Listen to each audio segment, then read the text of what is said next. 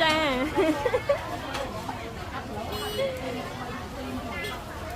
មួយកោះមន់ប្តីខ្ញុំ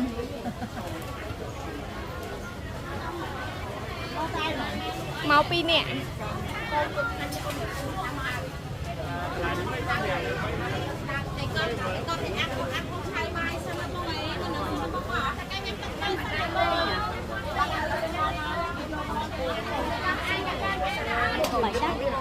អាស្នូវនេះអ្នកខ្លាញ់សត្វទេបងមានតាម